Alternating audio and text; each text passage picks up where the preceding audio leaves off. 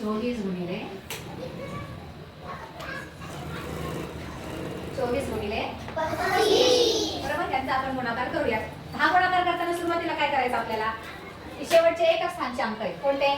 4 आणि 5. त्यांची जोडी लावायची आणि त्यांचा आपल्याला गुणाकार करायचा. किती गुणाकार येईल?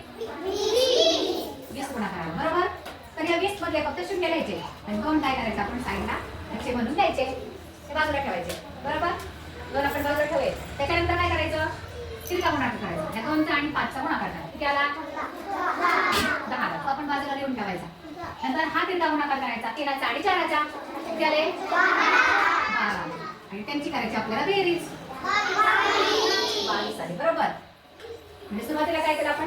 हा तिरका गुणाकार केला, नंतर हा तिरका गुणाकार केला आणि त्यांची केली आपण बेरीज. बेरीज झाली 22. 22 मध्ये आपले मग अशी 2 हातचे आले होते. बरोबर, 22 मध्ये ते 2 हातचे मिळवायचे. किती आले?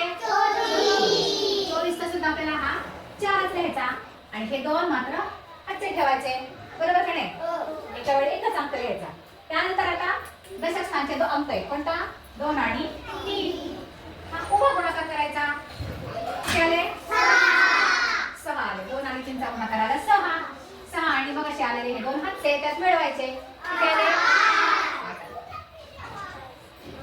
बरोबर ना? आहे का नाही सोपी पद्धत? लक्षात आलं? गुणाकार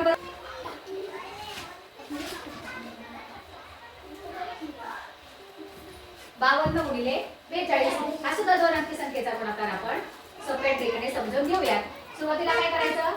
एकच स्थानचा जे 2 अंक आहेत त्यांचा उभा गुणाकार करायचा. किती आला?